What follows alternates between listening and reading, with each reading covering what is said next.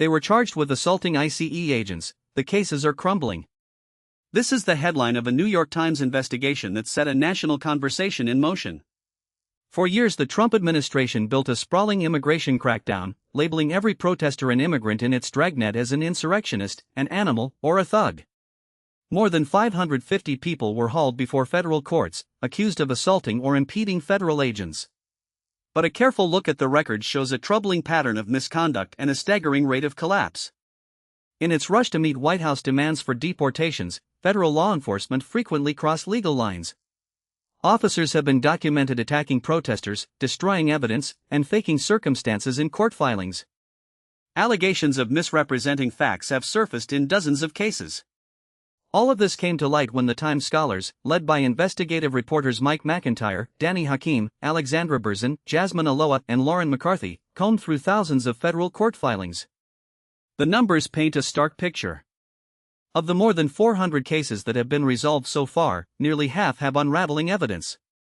Juries have acquitted defendants, judges have thrown out charges, and prosecutors have withdrawn their claims, outcomes that are rare during a period when the Department of Justice typically wins more than 90% of its criminal cases.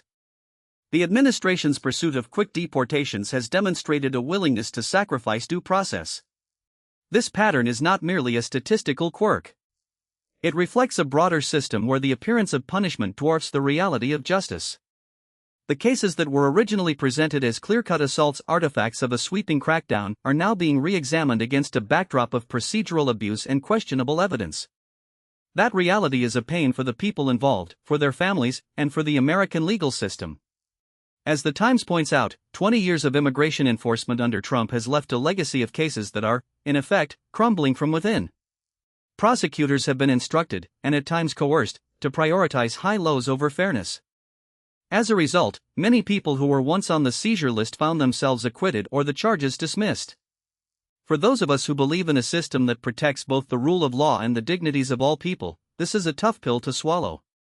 It is a proof that legal processes can be weaponized, that labeling can be misused, and that the real fallout of an aggressive immigration policy is the erosion of rights, not the enforcement of safety. So, what does this mean for the future of immigration enforcement? The investigation suggests a federal court system at risk of being overwhelmed by questionable cases, and an executive branch that may have pursued a campaign of intimidation rather than justice. The cracks in the machinery that was supposed to be impartial are distinctly visible now. Thank Pense that you'll listen warming. Thanks for joining us. Until next time, keep asking the hard questions, stay tuned, and remember she got the gate door. Tagging.